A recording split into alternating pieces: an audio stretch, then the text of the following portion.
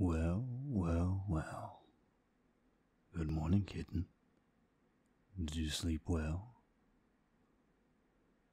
You know, it was quite the ordeal to get you here. Your father keeps you under lock and key almost constantly.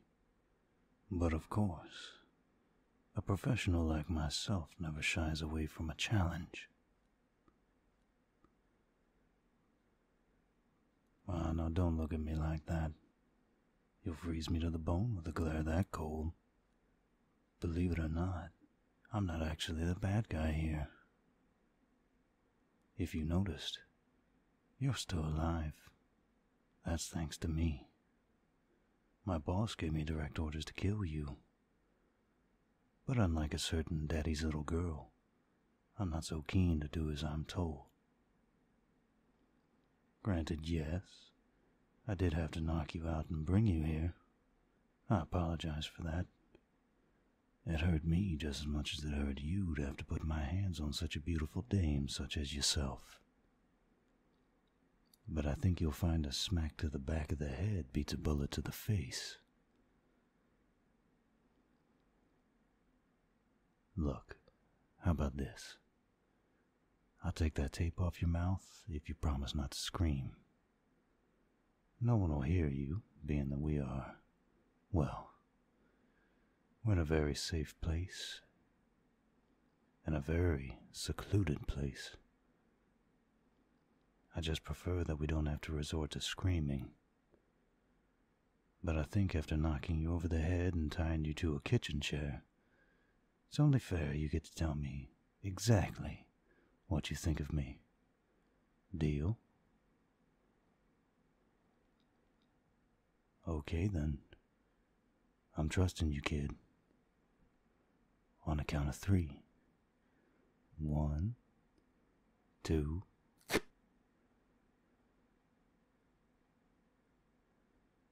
I know I said on 3, but I figured it was better to treat it like a band-aid.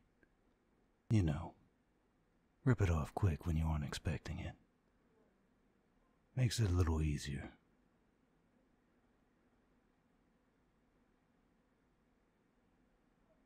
All right, there we go. Go on, get it all out of your system.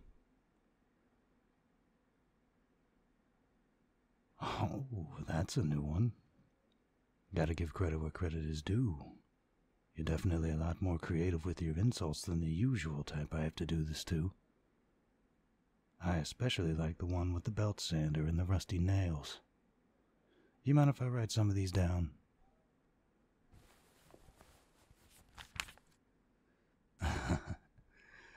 No, believe it or not, I don't keep this notepad just for that joke.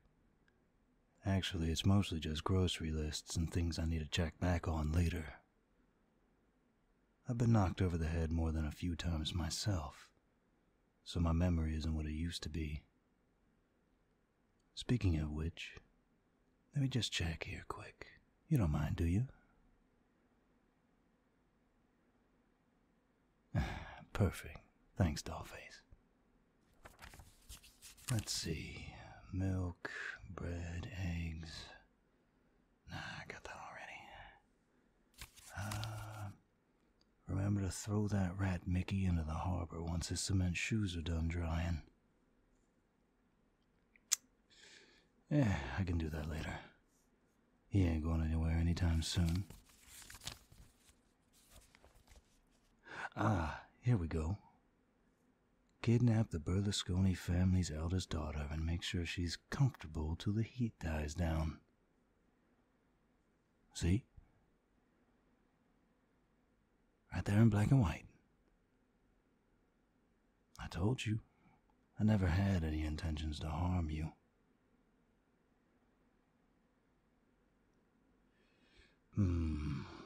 Yeah, you got me there. This probably isn't what most people imagine when they think of being comfortable.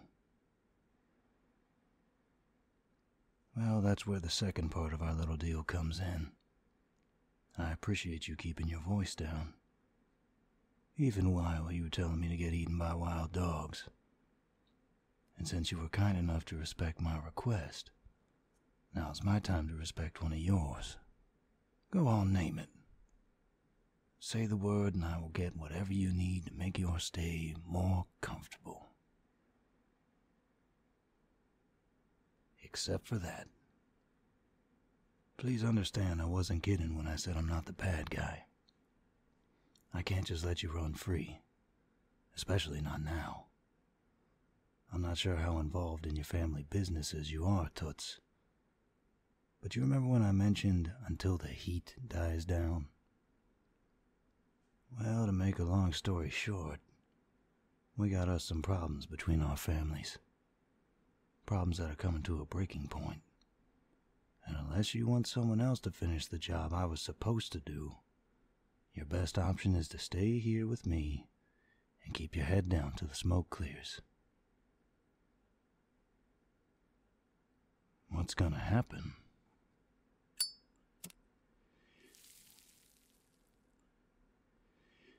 It ain't good, kid. I'll tell you that much. See, a few months ago, one of your boys tried to do a hit on my father while he was out to eat with my older brother. The job was a total mess. Shot up the entire restaurant. My father made it out alive. My brother didn't.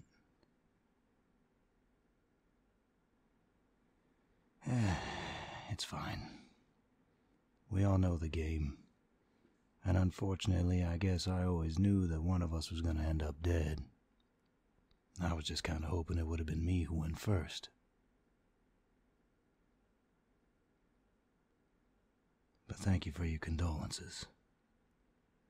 However, this is where you come into play in all of this. See, since my father lost his eldest child, he wanted his revenge in much the same fashion. In other words, the eldest child of your family was supposed to be taken out as well, i.e., you. And so that's where we are now. Don't get me wrong, I loved my brother. But his death had nothing to do with you. I don't know, maybe I'm not making any sense. But something about this just felt wrong to me. Maybe I'm getting soft. Speaking of which, here.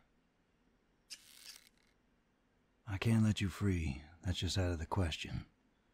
But as far as people know, you are dead, and I'm MIA. But I suppose if you promise to be well behaved and not try anything stupid, I can take you someplace more comfortable.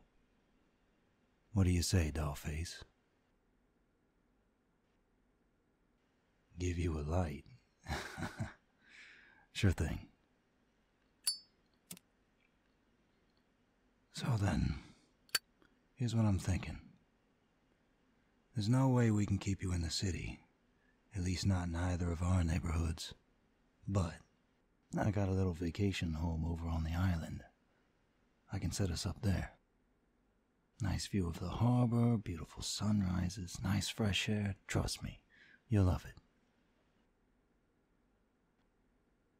Yes, us. At this point, we're in this together, you and me.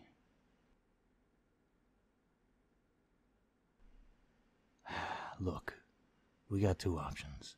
Either you come to my vacation home, or I keep you locked up in this basement in a harbor warehouse. Your choice, Dollface.